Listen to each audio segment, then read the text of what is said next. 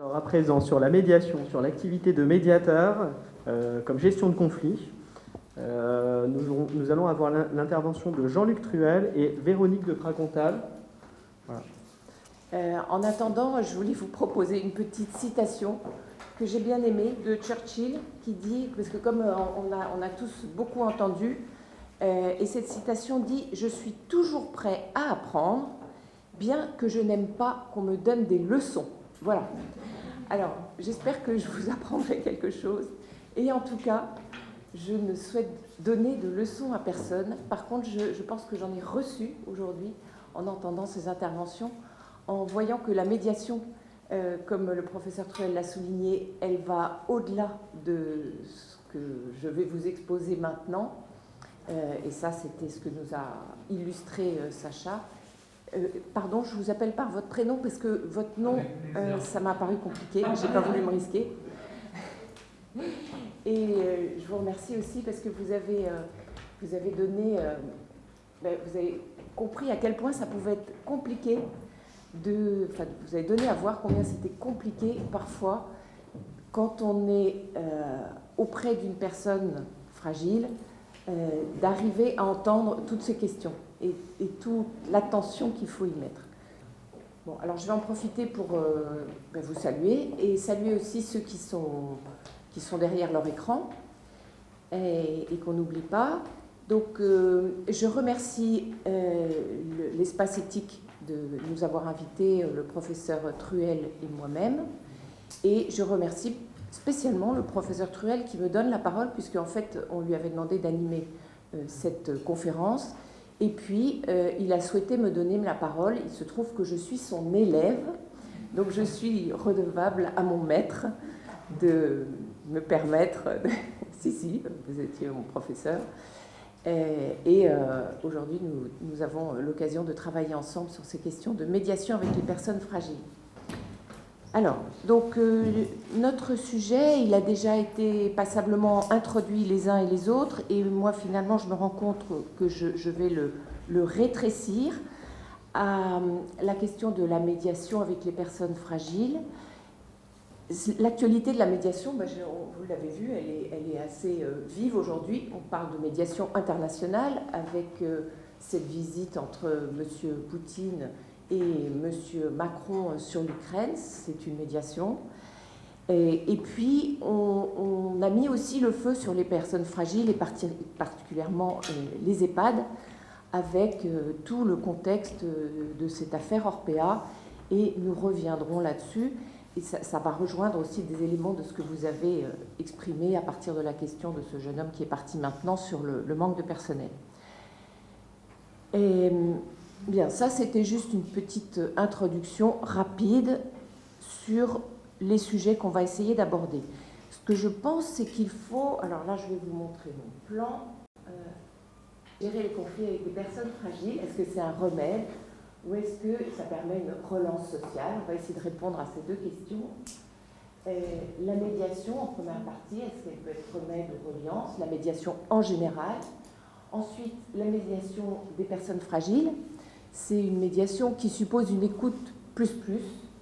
Et puis enfin, pour que la médiation se développe à l'avenir, parce que réellement, dans les endroits où on en a besoin aujourd'hui, dans les EHPAD et dans les ESMS, elle est peu présente. ESMS, établissements sociaux et médico-sociaux.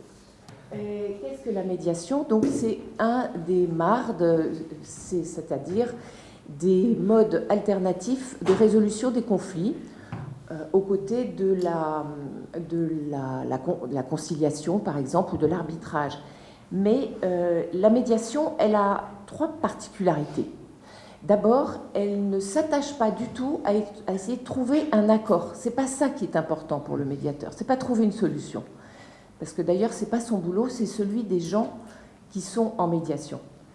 Et le deuxième point important, c'est que il va s'attacher beaucoup plus à relier les personnes, à faire ce travail de reliance, donc à les aider à se reparler.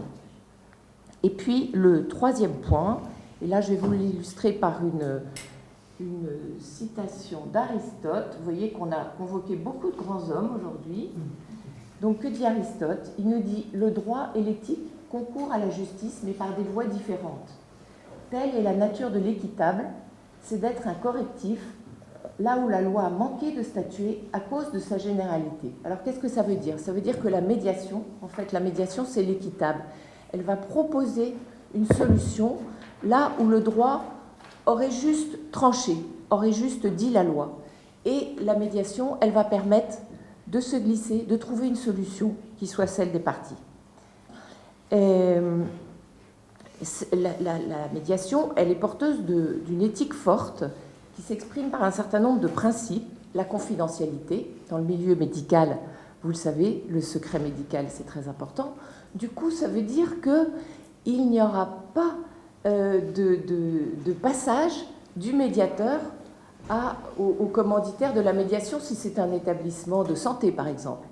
Ce qui se dit en médiation, ça reste en médiation, ça reste entre les médiés et le médiateur. Donc, confidentialité, c'est très important de le rappeler. Et, du coup, ça amène aussi la question de l'indépendance du médiateur. Donc, en général, c'est quelqu'un extérieur à l'établissement. Moi, ça me questionne sur les médiateurs salariés qui peuvent exister dans certains types d'établissements. Et puis, enfin, un troisième principe, c'est la neutralité. Ça, c'est le médiateur, il arrive sans préjugés. Oui, pardon ? Il me semble qu'il manque l'impartialité. Mais... Ah, d'accord, vous inquiétez pas. On reprendra ça peut-être dans les questions si vous voulez bien. Alors, la neutralité, mais qu'on peut aussi mettre sous la neutralité, c'est pour ça, l'impartialité, je pense que c'est deux notions très proches et j'ai voulu simplifier. Et donc, la neutralité, ça veut dire qu'on n'a pas de préjugés sur les personnes qui sont en face de soi, et c'est quelque chose qui demande un vrai travail de la part du médiateur, un vrai travail sur lui-même aussi. Comment est-ce qu'on fait pour accueillir des gens très différents et très différents de soi surtout, et ne pas avoir des clichés? Voilà, ben ça c'est pas évident, c'est notre boulot de médiateur.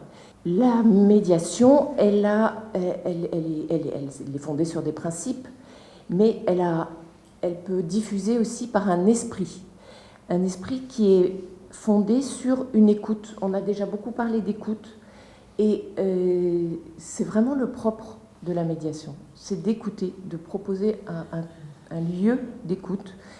Et l'écoute, elle s'avère rien que par ça, parce qu'elle est écoute, attentive, elle s'avère très puissante et très efficace.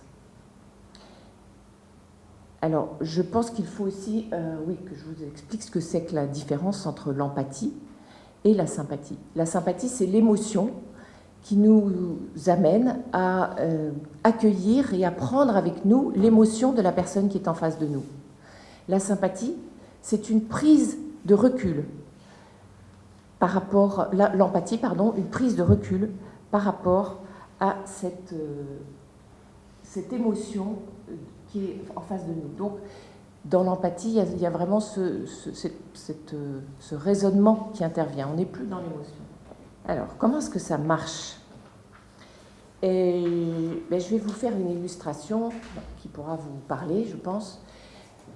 Vous avez, imaginons qu'il s'agisse de vous-même, vous avez mis votre mère, alors pour beaucoup ça serait plutôt leur grand-mère parce que vous êtes jeune, dans une EHPAD parce que sa situation l'exigeait, ça fait déjà quelques mois, et vous vous plaignez de ce que son linge est mal tenu, que son hygiène corporelle vous paraît mauvaise et que le ménage de sa chambre n'est pas fait. Et vous vous êtes plaint à plusieurs reprises et vous ne voyez pas de changement. À tel point que le directeur vous propose une médiation, ou qu'il vous donne des contacts, vous appelez, premier numéro, et c'est une femme qui vous parle, qui vous présente en fait ce que c'est que la médiation. L'entretien vous rassure en fait, parce qu'elle insiste beaucoup sur le fait que vos échanges seront confidentiels, et elle insiste aussi sur le fait que vous pourrez sortir de la médiation, et ça vous décide, vous vous sentez libre, et vous signez la convention de médiation, l'accord.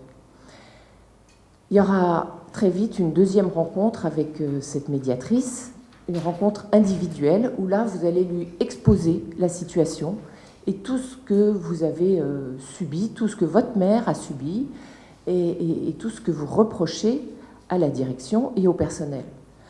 Ensuite viendra le temps d'un troisième entretien qui, cette fois, réunira l'ensemble des parties. En l'occurrence, il y aura le directeur de l'établissement, l'infirmière coordinatrice, vous-même et la médiatrice. Et l'entretien prend du temps. Vous voyez que la médiatrice donne un cadre de parole posé, là encore qui vous rassure, et vous pouvez vraiment dire tout ce que vous avez à dire. Et vous pouvez aussi entendre ce que l'infirmière a à vous dire, c'est elle qui parle le plus. Et au fond, il y a un moment où vous êtes touché par ce qu'elle dit, l'infirmière. Vous vous rendez compte qu'elle connaît votre maman très bien et elle en parle avec beaucoup de respect. Vous le lui dites et à ce moment-là, la tonalité des échanges va changer. J'arrête là l'illustration, mais on peut imaginer que dans un scénario comme celui-là, on pourrait arriver à des solutions, à un accord assez rapidement. Et les outils que va utiliser le médiateur pour arriver à ce dénouement de la situation, c'est ce que j'appelle les 3 R, donc la reformulation, on redit ce que l'interlocuteur vient de dire, la reformulation reflet, on calque le plus possible à l'expression de celui qui a parlé, et puis le résumé qui permet de faire des points de situation et de voir un petit peu où on en est. Il y a aussi le silence qui est très important parce qu'il faut pouvoir laisser retomber un petit peu de temps en temps et permettre une réactivation de la parole sans forcément tâcher de combler le silence. Il y a aussi l'aparté, qui est un outil à la disposition du médiateur. Donc, ça veut dire que là, il a senti qu'il y avait quelque chose qui bloquait ou qui était gênant ou qu'il y avait une des parties en désarroi. Et il propose un entretien. Mais comme toujours, un entretien individuel, en aparté. Mais comme toujours en médiation, il faut rester équilibré. Donc, cet entretien, il sera pour chacune des parties, avant de reprendre ou pas une plénière ou de laisser passer un peu de temps et de reprendre une plénière. Alors, la durée de la médiation, s'il s'agit d'une médiation judiciaire ordonnée par un juge, elle ne peut pas excéder 3 mois. Et dans la pratique conventionnelle que je venais de vous décrire, c'est en général plus rapide que ça. Le tout, c'est de caler les agendas. Alors maintenant, j'en viens à ma deuxième partie. Quid de la médiation quand on a affaire à des personnes fragiles? Moi, je voudrais quand même souligner qu'on est toujours fragile quand on est en médiation, parce qu'en soi, le fait d'être en conflit avec quelqu'un et de se trouver confronté à cette personne, ça vous fragilise. Donc ça, c'est un facteur que le médiateur a repéré. Mais au-delà de ça, je vous propose une définition de la fragilité, c'est la mienne, vous ne pouvez pas être d'accord. Altération des capacités de la personne, altération permanente ou transitoire, qui empêche de prendre des décisions concernant ses intérêts propres et la gestion de sa vie courante.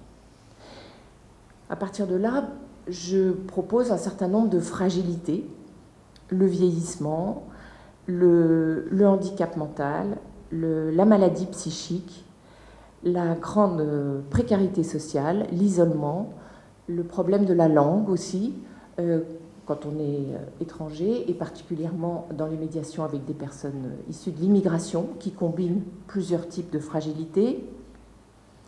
La maladie aussi peut être facteur de fragilité, pas toujours, parce que ça n'altère pas toujours les capacités de la personne à prendre des décisions, mais ça peut être combiné à une grande fatigue ou à une dépression. Et puis je voudrais dire un petit mot de la situation de fragilité actuelle de notre système de santé, de notre système médico-social. Ça a déjà été évoqué par les gens qui m'ont précédé. Disons que je pense que la crise sanitaire, c'est un mystère pour personne, est venue aggraver l'existant. L'existant, c'était des grosses tensions déjà sur le recrutement du personnel, Et pourquoi une des raisons des difficultés de recruter du personnel, c'est qu'on lui fait vivre des choses trop difficiles. Donc c'est difficile pour quelqu'un d'être une aide-soignante et de rester, parce que la fatigue, un boulot très dur psychologiquement, et en général, pas le temps d'avoir ce pourquoi on fait ce métier, c'est-à-dire le temps de la relation, comme certains l'ont dit. Et, bon, je voudrais quand même souligner ce qui se passe, ce qui s'est passé dans les EHPAD, notamment du côté des familles, avec les confinements stricts qui ont fait que les familles ont été séparées de leurs proches, ou leurs proches séparés de leurs familles, qu'il y a eu des décès de gens, beaucoup, qui sont morts seuls dans leur chambre, qu'il y a eu ces enterrements à 6 personnes autorisées.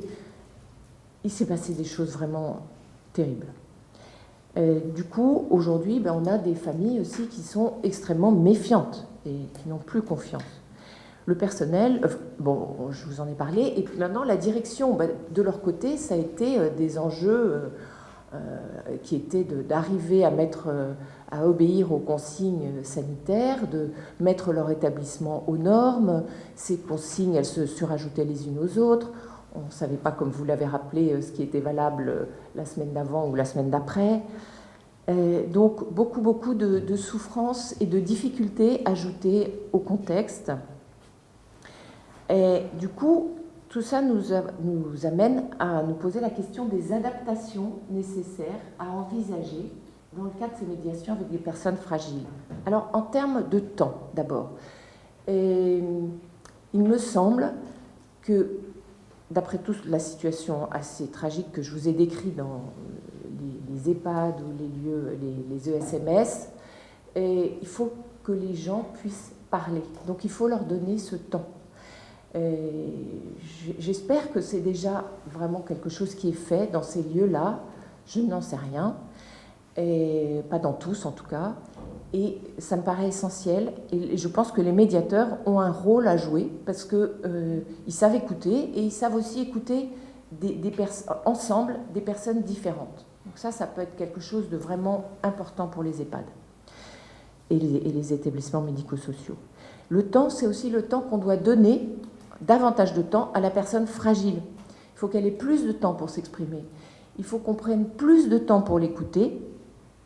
Et je dirais aussi qu'il faut qu'il y ait du temps qui soit pris pour elle en amont, avec le médiateur un petit peu, mais ce n'est pas tout à fait son boulot. Il faut trouver aussi les bonnes personnes qui vont accompagner la personne fragile pour lui expliquer tout ce qui va se passer dans la médiation. Et le lieu, alors là on choisit un lieu sécurisant de préférence pour la personne fragile et non pas un lieu neutre comme ça serait l'habitude. Et puis se pose la question de la présence ou de la représentation de cette personne. Elle n'est pas toujours présente. Dans le cas des médiations familiales en EHPAD par exemple, la personne âgée n'est pas souvent présente, il faut le dire. Ça se passe avec la famille et le personnel ou la direction. Il faut se poser la question de sa représentation légale. Est-ce qu'elle a une tutelle? Est-ce qu'elle a une curatelle, une habilitation familiale? Et savoir donc qui va être présent à la place de la personne. Et ça peut être la famille, mais ça peut être aussi un éducateur qui la connaît bien, si on parle de SMS. Ça peut être le psychologue qui la connaît bien. Vous voyez, des personnes de référence en tout cas. C'est le travail du médiateur, là, en l'occurrence, de faire une investigation. Alors, il y a aussi des outils spécifiques que le médiateur peut utiliser. Je pense par exemple des pictos, des photos. Moi, j'utilise très facilement un paperboard parce que je trouve que c'est très aidant. Ça permet de mettre des post-it avec quelques mots-clés ou une phrase et puis d'ajouter du visuel à ce qui est quand même très verbal. Il y a dans cette médiation avec des personnes fragiles ce que j'ai appelé un enjeu éthique redoublé. Il faut qu'on ait une attention accrue à la personne fragile, ça je vous l'ai dit, notamment en comprenant son environnement. Mais il faut aussi prendre en compte l'autre partie non fragile. Est-ce qu'on ne va pas moins l'écouter. Ça, c'est vraiment le double enjeu pour la médiation. Et je vous donne un exemple, parce que ça m'est arrivé. Donc, Madame Alain, qui a failli m'avoir, Madame Alain était en médiation avec ses enfants. Et il s'agissait de discuter de son entrée ou pas en EHPAD. Un de ses fils, qui était plus loin qu'elle géographiquement, a dit à un moment mais Madame la médiatrice, elle est d'accord avec moi et avec toi, tu peux très bien rester pour l'instant dans ta maison. C'est là où je me suis rendu compte que mon empathie avait viré à la sympathie. En tout cas, j'avais perdu ma neutralité, probablement parce que j'avais donné beaucoup trop d'importance dans l'entretien à la parole de cette personne. Et c'est pour ça que j'ai rétro-pédalé comme j'ai pu. Hein. C'est pas très facile, mais la médiation a quand même eu lieu et est arrivée à, je crois, une solution satisfaisante pour les enfants et la mère. Donc c'est une neutralité pour le médiateur, c'est mon point là, fragilisé. Il n'y a pas que les acteurs qu'il a en présence qui sont fragilisés. Lui aussi, il est plus fragile dans cette médiation. Du coup, il lui incombe aussi d'être peut-être encore plus transparent. Je n'ai pas eu le temps de vous en parler, mais un médiateur, c'est quelqu'un qui essaye de décrypter tout ce qui se passe dans les mouvements des uns et des autres, et y compris ce qui peut être perçu à son égard, et de le dire tout simplement. De dire, je me demande si vous ne m'avez pas trouvé trop rapide, ou si je ne vous ai pas coupé la parole au mauvais moment. Vous voyez, il faut qu'il soit attentif à ces petits mouvements-là, et dans une médiation avec une personne fragile, il faut l'être encore plus. Du coup, il y a un garde-fou pour moi, qui est la comédiation, co du latin cum, donc c'est faire une médiation avec quelqu'un d'autre, un autre médiateur. Donc on s'appuie sur les compétences de quelqu'un qu'on connaît, avec qui on a l'habitude de travailler, et ça permet une double écoute, et je trouve que c'est un très bon moyen d'enlever un peu de fragilité à cette médiation. J'en viens à ma troisième partie, la médiation d'avenir. Eh bien, il faut déjà envisager une médiation sur mesure avec ce que j'ai appelé un service après-vente qui peut être nécessaire, donc une médiation qui va s'étaler dans le temps. Et là, je laisserai la parole, après avoir parlé moi-même, à monsieur le professeur Truel, qui va vous présenter un cas très emblématique de cette situation. Et ensuite, je voudrais évoquer dans la médiation sur mesure, ce qui est la médiation préventive ou de projet, c'est-à-dire qui va s'adapter à des publics particuliers en essayant de mettre en place en amont des processus de médiation. Et je vous donnerai l'exemple de Welcome JRS, c'est une association qui accueille des demandeurs d'asile. Et ils font, à l'intention de leurs salariés et bénévoles, des médiations interculturelles préalables pour essayer de décrypter les risques de mauvaise communication du fait de cultures différentes. Tout simplement le tutoiement ou l'usage du prénom. Dans certaines cultures, ça ne se fait pas de passer comme ça trop vite au tutoiement, et ça ne se fait pas avec une personne plus âgée que soi, par exemple, ou ça ne se fait pas avec une personne où on estime qu'on lui doit un respect particulier. Et de même, il y a la question de l'heure. Pour nous, en principe, quand on dit rendez-vous à 14h, on est furieux si la personne arrive à 14h30. Il y a des cultures où c'est tout à fait normal, c'est toujours l'heure. Et le dernier point qui peut être gênant dans une médiation, c'est la question du regard.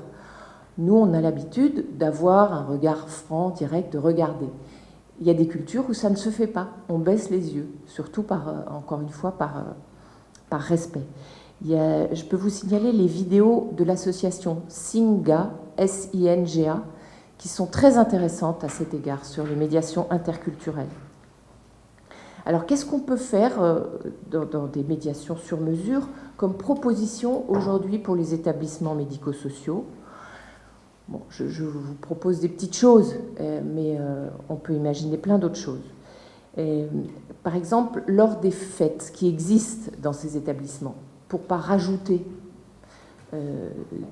du temps au temps, lors de ces fêtes, on peut proposer des rencontres organisées et arbitrées, je dirais, par un médiateur sur les attentes des familles et du personnel.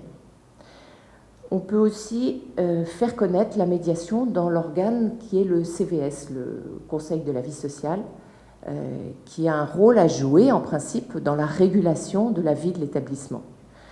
Sur le CVS, il y a certainement d'autres propositions à faire, mais là, je pense que je n'ai pas le temps.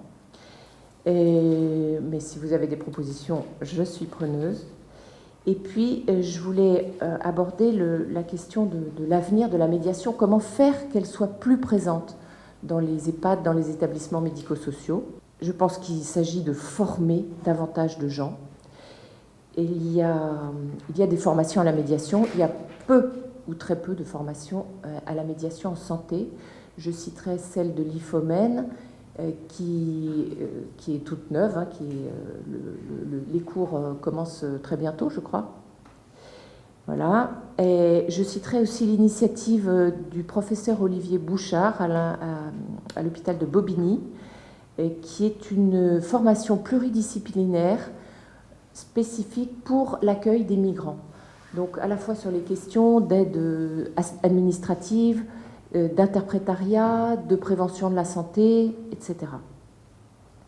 Il y a un gros effort à faire sur l'information et sur la promotion. Dans la promotion, on peut citer la promotion dans la loi. Alors là, Claude Évin, qui est un de nos anciens ministres de la Santé, veut faire inscrire la médiation comme préalable à tout contentieux dans les établissements de santé. Et puis, on peut inscrire dans les conventions des établissements le fait que la médiation, ça existe. Aujourd'hui, c'est pour ça qu'elle est peu connue, elle ne figure pas. Je cite aussi le GIMES, groupement interculturel et international de médiation en santé, dont le professeur Truel et moi-même faisons partie, et qui est présidé par Claude Évin et Laurent Drujon, et qui fait de la promotion. Alors, notre objectif, c'est vraiment de faire de la promotion. On n'est pas là pour proposer des services de médiation, mais pour essayer de promouvoir cet outil. Bon, ben, j'en ai terminé. Je voulais vous remercier, vous demander d'être vous-même des promoteurs de la médiation dans vos lieux d'activité et d'intervention. Et je terminerai par ces quelques mots qui me paraissent être les maîtres mots de la médiation: l'écoute, l'adaptation, la souplesse. Vous avez vu, c'est vraiment un processus qui s'adapte, qui fait qu'on peut y rentrer et en sortir. La restauration qu'elle propose, la restauration du lien, la comédiation qui vient introduire un autre regard, un deuxième regard dans une médiation avec des personnes fragiles. Et je nous invite tous à faire de la promotion. Voilà, je voulais terminer par une citation d'une professeure de droit qui s'appelle Michèle Guillaume Hoffnung.